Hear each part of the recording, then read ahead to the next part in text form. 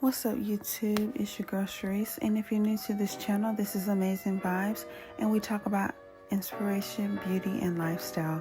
And today we're going to talk about faith, what it is, and how to exercise it so that you can get everything that you want out of this life. Now, I'm not going to talk too much in this video today because my video has also been imported, and it is the first one.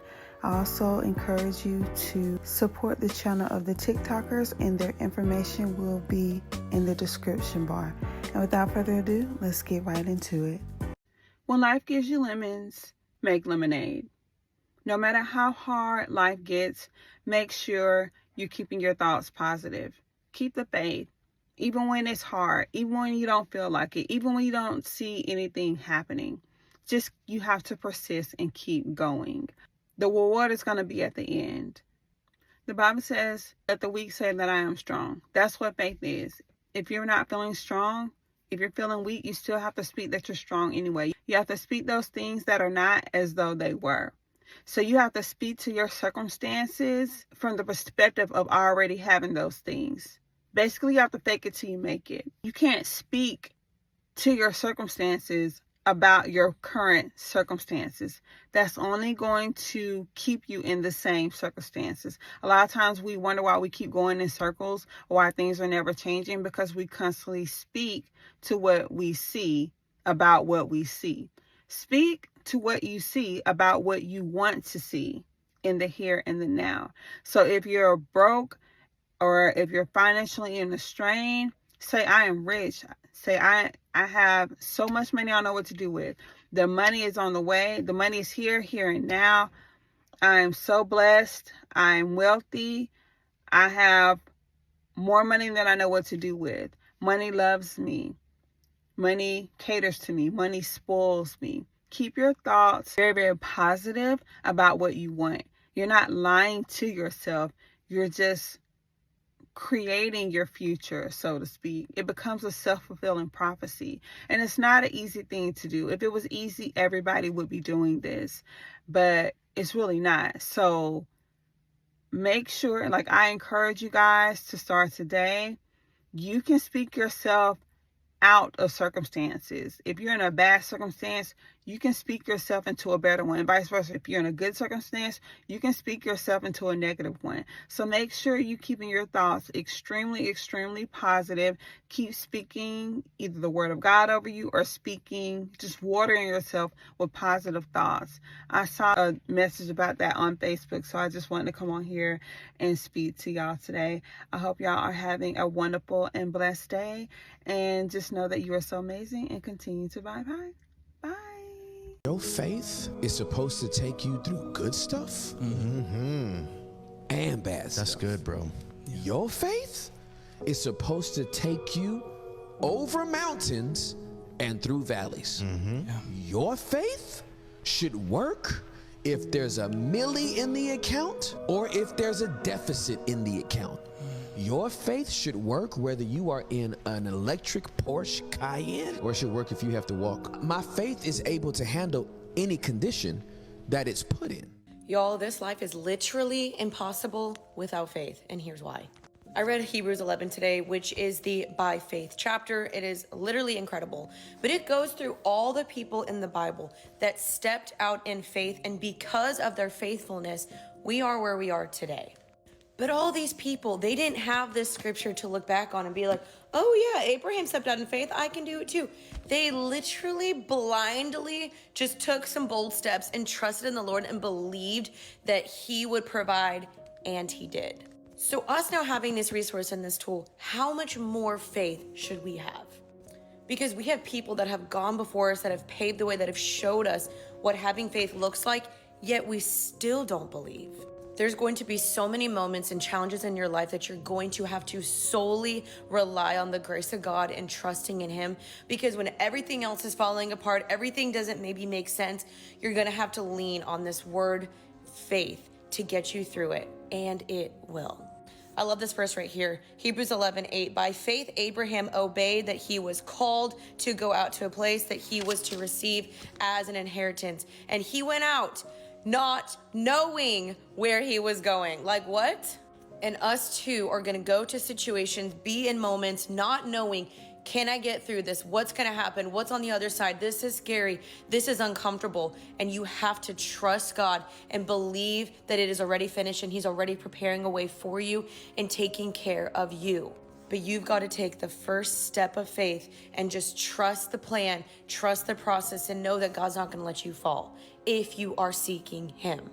How do I know this? Because in verse 6 it says, and without faith it is impossible to please God. For whoever draws near to God must believe that he exists and that he rewards those who seek him. Faith is like a muscle. The more you use it, the more it'll grow. And there is a reward for those that seek him, that step out of the boat, that step into the unknown. If God calls you, you're like, I don't know why he's calling me. I don't know what's going on, but I trust him. Let me tell you, this life is so much more difficult when we don't have a hope and an anchor and someone to trust in to say, you know what, I don't know what's going to happen, but I believe that God does. So if you're lacking faith today, read Hebrews 11, and I promise you, it'll get you fired up like it did for me. Because sometimes we pray to God for things, but we really have more faith that it won't happen than we do that he will do it. And Jesus says the key to this next level, this isn't just for Jairus, this is for you too. The key to this next level is to stop diluting your prayer requests with fear and doubt and anxiety and insecurity. That the next dimension, the next access of what God wants to do in your life, in your marriage, in your career, in your ministry, has everything to do with you diluting it down to nothing but belief. One thing about y'all gonna reveal just how much faith y'all do or don't have.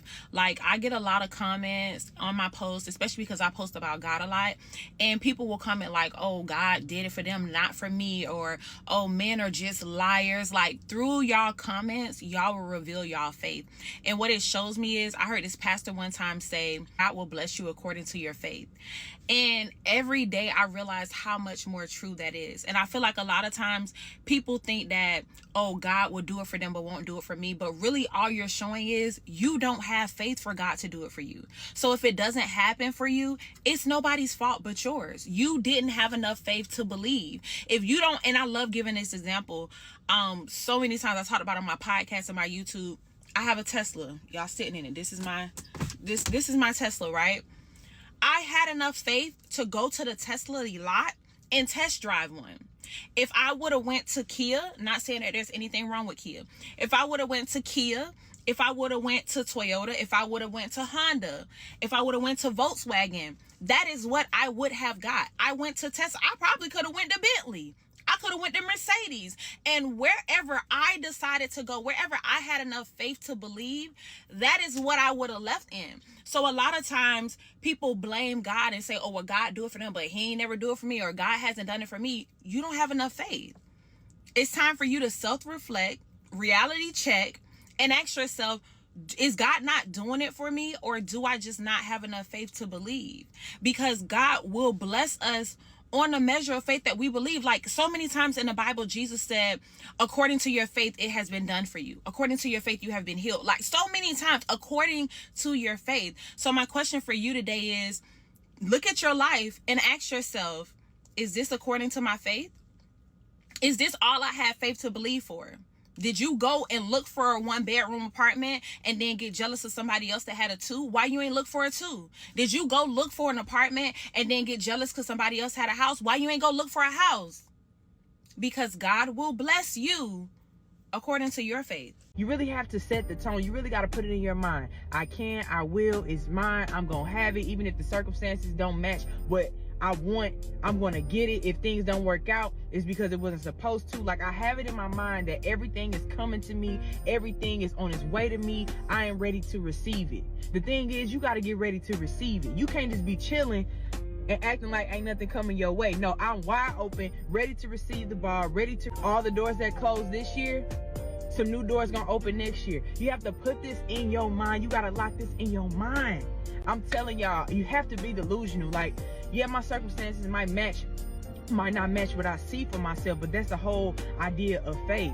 things that are unseen, believing in things that are unseen. And I'm telling you, if you keep having the faith, keep believing, keep your eyes on God, I'm telling you, everything that your heart desires, if it's in his will, is going to come your way. Faith and fear are both trust in the unseen. They're both trust in a reality that doesn't exist, but that you keep visiting in your mind. Fear of losing money or faith in gaining a lot. Fear of not having a partner, or faith that people are coming into your life that are ready to court you and give you everything that you deserve. There is no difference between expecting your greatness and expecting your failure. The only one that seems real to you is the one that your self-concept matches. Your self-concept is who you see yourself as. So if your self-conception is rooted in insecurity and lack of trust and lack of belief, lack of knowing your worth, lack of knowing you're the operant power over your reality, you're always going to trust in the unseen of a reality that supports that supports failure, that supports loss, that supports struggle. If your self-concept says you're the operant power, you're the god or goddess of your reality, everything always works out for you, you're only going to have faith in the best outcome. My journey in my lack of faith comes from me just not understanding it. Although I grew up in the church and I had read Hebrews 11 plenty of times, I still did not understand what it meant. For me, after watching so many videos about the law of attraction and how to manifest, it really spoke to me in the way that things were explained. It broke down exactly how faith is in layman's terms. And for me, the way that I understand faith is literally having the confidence, so much so that you question nothing. Think about if you walk into a room and you see a chair and you want to go sit down, so you sit down in it. You have enough faith and confidence to know that the chair is not going to fall. You never question if it's going to fall. You don't doubt it. You don't think, oh, is it going to hold me?